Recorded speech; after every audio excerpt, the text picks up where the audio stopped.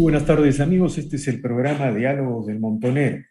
Bueno, en una serie sucesiva de entrevistas estamos analizando la crisis política, institucional, económica también que afecta al Perú, que no tiene visos de encontrar un espacio de solución, es decir, son como si los problemas de la gobernabilidad o las plagas bíblicas contra la gobernabilidad se hubieran desatado sobre nuestro país desde que el presidente Castillo en su mensaje de Fiestas Patrias anunciara la convocatoria de una asamblea constituyente. A nuestro entender, la causa, el origen de la crisis política que vive el país, de los problemas que enfrentaremos en 2022 con el desplome de la inversión privada, el día de hoy en el 2021 no lo vemos porque hay una especie de rebote económico, pero el 2022 las cosas vienen mal porque todos los indicadores señalan que la inversión privada se va a caer y va a caer hasta en dos dígitos. La causa, decimos, de esta crisis que estamos viviendo es ese anuncio de la convocatoria a la Asamblea Constituyente. El día de hoy se acaba de conocer que la congresista Patricia Chirinos acaba de proponer una moción de vacancia presidencial. El Perú es un remolino de circunstancias que amenazan a la gobernabilidad, a la estabilidad y al proyecto republicano. Bueno, para hablar de estos temas hemos convocado al señor César Candela, un abogado reconocido en el sistema jurídico en el país, quien ahora también está asumiendo la vocería de Alianza Democrática, un movimiento político nuevo que encabeza el señor Roque Benavides. Y al señor César Candela le decimos muchas gracias por aceptar esta conversación. Buenas tardes, señor Candela. ¿Cómo está usted? Muy buenas tardes. Muy amable por tan generosa invitación. Encantado de estar con ustedes. Bueno, señor Candela, quisiera preguntarle, ¿cuál es su impresión del país en general? O sea, le pregunto en términos personales, pero también tratando de recoger la opinión colectiva de Alianza Democrática, este nuevo actor que pretende estar en la vida pública en el país. A ver, es importante primero hacerte algunas precisiones. No somos un partido y no somos un movimiento. Somos una plataforma de demócratas, de personas que creemos y que estimamos que el Perú merece, en primer lugar, propuestas. De esta manera hemos invitado a distintas personas que tienen trayectoria, cada una en diversas especialidades. No hay un líder, sino creemos que cada uno asumirá el liderazgo en sus distintas especialidades. Roque Benavides en minería, Ismael Benavides en agricultura, quien te habla en gobierno y políticas públicas, Abel Salinas en salud. Hay jóvenes como Carolina Morales y Lincoln de Lama. Tenemos también a dos generales en retiro del ejército peruano, inclusive un oficial que estuvo en la operación Chavín de Huántar, que nunca han participado en política, un exministro de Economía como José Arista, Beatriz Albajar en trabajo y otras personas que se irán sumando. Tenemos ya dos vicealmirantes de la Marina de Guerra, inclusive espada de honor. Todos voceros en distintos sectores, así como el gabinete de ministros. Este va a ser un gabinete de ciudadanos con experiencia que va a confrontar ideológicamente todo lo que estimamos no está bien para el Perú. Creemos que hay que corregir muchas cosas. A ver, permítame un momento. O sea, por favor. lo que usted nos señala es que Alianza Democrática es una combinación de think tank, de acción política pública, de defensa de políticas públicas, pero no necesariamente es una expresión electoral, ni pretende serlo, algo así. A ver, lo primero en ese momento es corregir el gran error que hemos tenido los que creemos en la democracia.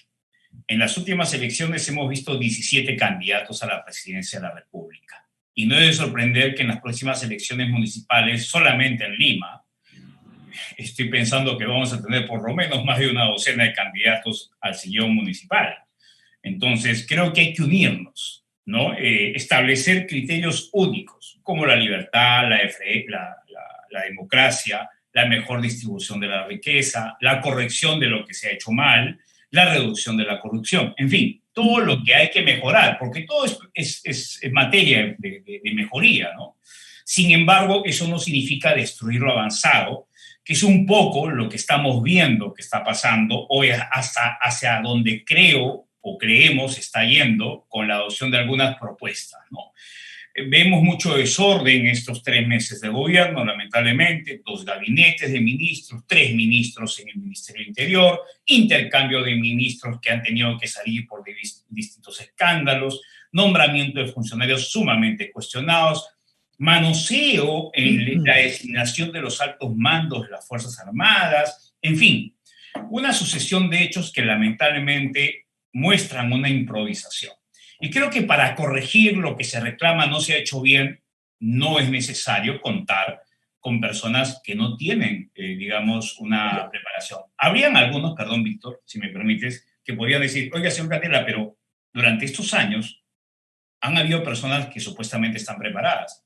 Sí, pero eso no significa que sigamos poniendo en riesgo y vamos a darle la responsabilidad del país a quienes no lo están. No por buenas intenciones necesariamente se espera que las cosas mejoren. A ver, señor Candela, planteada esa introducción, esa aclaración sobre la naturaleza de Acción Democrática, le pregunto directamente, ¿usted cree que la desorganización, vamos a llamarlo así, ¿no? La desorganización que se explica en una polarización política sin precedentes? Acá le comentaba en la introducción, se acaba de presentar una propuesta de vacancia, es algo que parecía, digamos, lejano en el Congreso. ¿Todo esto tiene que ver, todo esto empezó con el anuncio de la constituyente, cree usted? Yo creo que sí, el problema es que la misma oposición tampoco es clara, ¿no? Porque, mire, hemos tenido supuestamente 2 mociones de intento de interpelar al ministro de Defensa y al ministro de Transportes. El ministro de Defensa ya renunció, se ha demorado el presidente una semana en reemplazarlo y ha puesto de ministro al que tuvo que salir del ministro del Interior, número 1. Y por otro lado, el Congreso, en vez de sesionar el día martes y continuar con la interpelación del tan cuestionado ministro de Transporte, cuyo único mérito es ser amigo del ministro del presidente Castillo de la ciudad donde nació el señor Castillo, ha planteado una solución cuya conversación se hizo pública, ¿no? Con los choferes, en fin, y los sindicatos transportistas en el Perú para una condonación de multas, ¿no? Después de un intento de reforma de transportes, de la creación de una autoridad de transporte única a nivel nacional, en fin. En vez de continuar con ello y que la prensa mostró una serie de hechos donde se evidenciaban intereses, porque muchos de ellos tenían intereses, cuando se ha votado a favor o en contra de la moción, solamente 28 parlamentarios estuvieron en contra, a favor de no... Pero, digamos, entonces, a mí me parece, perdón, Víctor, que no hay claridad en la oposición, no vemos una oposición. Creo que si se dio el voto de confianza, entonces se debe reemplazar a los ministros que estamos seguros, más allá de los intereses personales, no le va a hacer bien al país, y más en esta coyuntura donde estamos saliendo de una situación de la pandemia que ha causado un gran daño a la economía. Le preguntaba por el tema de la constituyente, porque la constituyente no es una propuesta inocua. Tiene enormes efectos en la realidad política y económica. Por ejemplo, mire, le voy a mencionar dos hechos, ¿no? Claro, este año la economía va a crecer 13%, 12%, dicen los especialistas, por un efecto rebote de lo perdido en el 2020 y el crecimiento del primer semestre. Pero el 2022, señor Candela, la economía va a tener un crecimiento muy limitado. Puede ser 2, 3%, porque la inversión privada se va a desplomar hasta en 2 dígitos. ¿Eso qué significa? Que la pobreza va a volver a aumentar en el Perú, porque para que la pobreza no aumente necesitamos crecer 3%. Ahora, le menciono otro tema con el efecto constituyente. El presidente, los ministros, los funcionarios están siempre pensando en una fuga hacia adelante. Por ejemplo, mire, ¿cómo explicamos que el MEF, que aparecía el sector más prudente en las primeras semanas de gobierno, ahora se haya lanzado a una voracidad fiscal sin precedentes? Endeudamiento público, créditos suplementarios y paquete tributario. Son las elecciones regionales del próximo año. ¿Y por qué las elecciones regionales del próximo año? Porque están pensando en la constituyente. Entonces, ¿usted no cree que la constituyente desorganiza el Perú? Finalmente, uno puede decir, ¿qué empresa, qué ciudadano va a invertir en un país al que Así se es. le dice, le vamos a cambiar el régimen económico y político. Así es. Además, estoy convencido de que no necesitas cambiar la Constitución, puedes hacer una reforma por capítulos o por artículos, ¿no? No necesitas, como te digo, cambiar todo el sistema o reformar toda la Constitución y toda la Carta Magna. Estoy convencido que con cambios parciales puedes hacerlo, ¿no? Por eso yo decía de que no era necesario afectar todo lo avanzado. Ahora, una precisión, si me permites. Se habla de crecimiento, yo hablo de recuperación. No lo digo yo, el mismo fondo, el último informe del Fondo Monetario hace la aclaración. Cuando los economistas hablan de crecimiento, es porque miden este crecimiento, este dato estadístico en base al último dato del año anterior.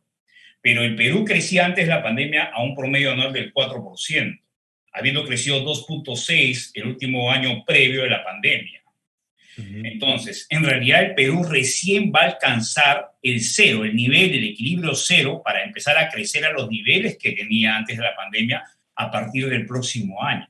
Ujú. Entonces, en realidad, a ciencia cierta, en mi humilde opinión, estamos recuperándonos todavía. Número Claro, uno, claro. ¿no? Entonces, es un falso crecimiento. Nos estamos recuperando. Para hablar en el castellano, no necesariamente económico. Ojo, lo dice el Fondo Monetario, no lo digo yo. En segundo lugar, tenemos un presupuesto anual que pasó de 40.000 millones hace 21 años, en este momento a 183.000 y se proyecta a 200.000 para el próximo año. Tenemos 18.000 millones de obras paralizadas a septiembre de este año, según la Contraloría. 10.000 millones de obras que han sido cortadas al cierre, o sea, que no van a continuar, que han sido abandonadas al 70, 80, 90%. Y el ministro de Economía lo único que quiere es recaudar. Quiere más dinero para seguir gastando en otras cosas y no se está planteando ninguna solución a lo más relevante. El tema de las obras paralizadas podría generar trabajo y reactivar la economía en sectores como la construcción, tan golpeados con el tema de la pandemia y con el tema de la corrupción. El tema de las facultades tributarias, Víctor, está apuntando básicamente a presionar a las empresas formales que ya están haciendo un esfuerzo continuo. Ojo, no estoy diciendo que no hay que tributar. Lo que creo que hay que hacer es atacar la informalidad que ha crecido como consecuencia de la pandemia, que teníamos un 80 y tantos por ciento y que debemos estar en un 90 actualmente. Hay que hacer atractiva la formalidad, ¿no? Tal vez un tiempo al informal, que no es informal porque le guste, sino porque no es atractivo ser formal en el Perú. Es la carga municipal, las planillas, los seguros, el IGB, el impuesto selectivo al consumo, la renta. La renta en el Perú es la más alta probablemente de América Latina. Entonces, yo creo que no hay una visión amplia, integral, y sí probablemente haya que corregir y generar algunos tributos en algunas actividades, ¿no? Pero hay que conversarlo, hay que dialogarlo, hay que sentarse con los gremios. Yo no veo un diálogo con todos. Lo que hay es un intento de reforma a las patadas, y eso no se puede hacer. A las patadas las cosas no funcionan. Entonces nos estamos yendo al otro extremo. Queremos corregir las cosas a las patadas y eso no va a funcionar porque la otra mitad del país ha votado en contra de la candidata que quedó en segunda vuelta, que fue la señora Keiko, pero fue por ella, no fue porque esté a favor totalmente del modelo del señor Castillo. El Claro. 30% que votó por el señor Castillo para que él llegue al 50 o 51 fue porque no quería a la señora Keiko. Ahora, otra pregunta que quiero plantearle, señor Candela.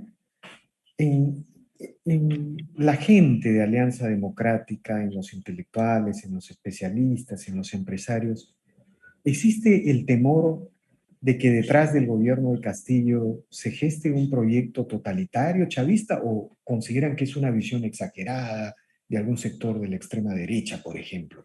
El problema es que no vemos una cortina que no es transparente, ¿no? Ujú. Es decir, después de Sendero Luminoso, los residuos, entre comillas residuos, o sea, los personajes que quedaron de ellos, se desplazaron en todo el Perú y algunos entraron al Movadef, algunos entraron a los sindicatos, ¿no? Y finalmente algunos terminaron en Perú Libre, en Huancayo, con el señor Cerrón.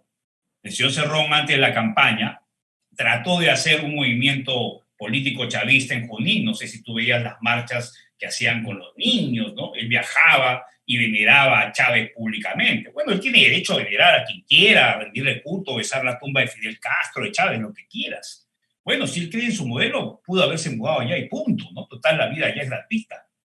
Pero pretender insertar acá ese tipo de modelo es un tema ya discutible.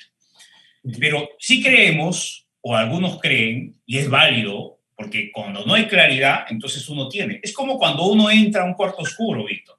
Si no hay luz, tienes miedo. Y acá cuando la luz está a medias y no lo tienes claro, tienes que tener miedo. ¿Cómo quieres que ayer la presidenta del Congreso decía que los empresarios tienen que seguir invirtiendo en el Perú? ¿Cómo crees que no van a tener miedo si un día dicen que van a expropiar, otro día nombran a un sectario de ministro, al otro? Por favor, ¿has visto el primer gabinete que hemos tenido? Y este gabinete está ahí nomás, porque el señor Castillo se reúne en las madrugadas, 1 a 2 de la mañana, con personajes de antecedentes ahí que llaman la atención. El ministro de Educación ha nombrado de director general de Pedagogía, que depende solamente del ministro, a un señor que se ha estado reuniendo 1:30 de la mañana con el presidente Castillo. O sea, hay cosas que obviamente dices, oye, ¿qué está pasando algo, no? Entonces, obviamente, hay temor. La gente de bien teme cuando las cosas no están claras, porque la gente de bien trabaja, y eso es lo que hace, trabaja y gana su dinero haciendo las cosas con honestidad. Y lo que estamos tratando de hacer es confrontar utilizando las herramientas que nos da la democracia, no propugnando las patadas, ni pidiendo que se levanten en armas, no. Lo que queremos es que el señor entienda que el país, y la gran mayoría estoy completamente seguro, porque ya he explicado por qué ha llegado él a la presidencia, no quiere lo que él propone, y menos de esa forma. Ahora, si yo le preguntara por las grandes reformas que el Perú, claro, en estos momentos discutir sobre reformas es como pensar en cosas sofisticadas, ¿no? En realidad, la gran tarea es defender la vigencia de la Constitución, Claro. defender el ejercicio de las libertades políticas y económicas, el equilibrio de poderes. Pero igual, uno tiene el derecho a plantearse las grandes ligas maestras de un proyecto nacional. Si yo le preguntara por las grandes reformas que propone Alianza Democrática para el país como políticas públicas, ¿qué nos diría, señor Candela?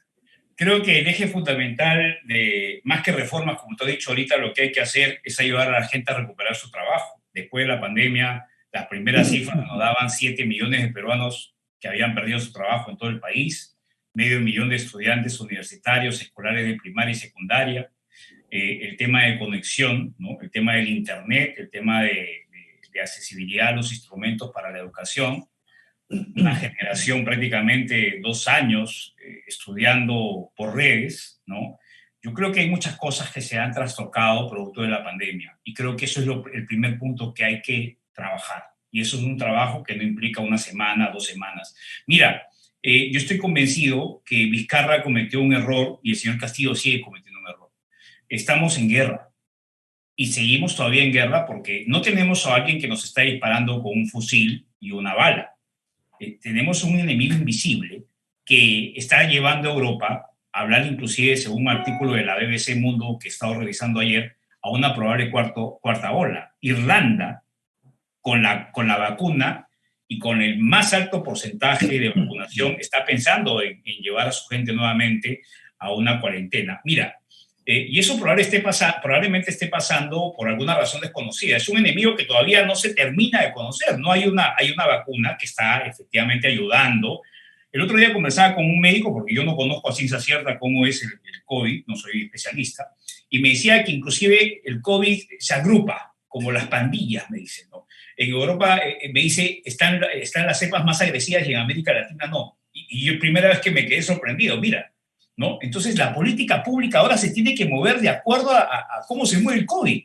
Entonces, ya no vemos al enemigo. Por eso usamos 2, 3 mascarillas, ¿no? La política pública ahora se mueve de acuerdo a cómo se mueve el COVID. La economía también. La economía sigue siendo incierta porque mañana aparece una nueva cepa, Dios no quiera, y se nos mueve todo de nuevo. Sí, pues, y en este momento, plantear una reforma como la que plantea este señor, que parece que no se da cuenta que todavía no termina la pandemia del todo, por favor. Más bien, lo que él debería hacer es convocar a los mejores, que es lo que debió hacer el señor Vizcarra, porque no tiene equipos. Y decir, oiga, necesito un apoyo. Ok, no entre conmigo a gobernar porque yo gané las elecciones, pero reunámonos pues por lo menos una vez a la semana, hágame llegar las propuestas y yo veo con mi gobierno. Pero no, cierra las puertas, no habla, no dice nada y encima asusta a la gente.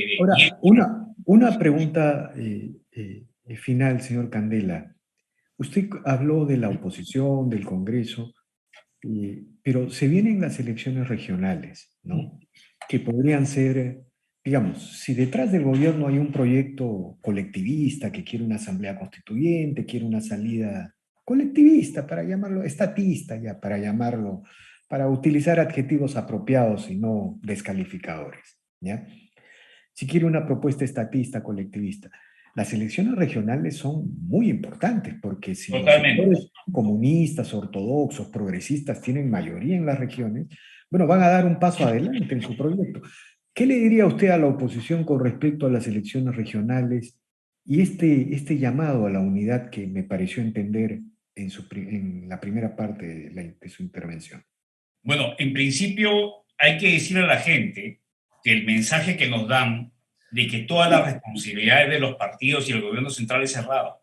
La responsabilidad de los errores en el Perú es de todos, inclusive de los ciudadanos que nos hemos dejado de preocupar muchas veces en lo que pasa, en lo que le pasa a los demás.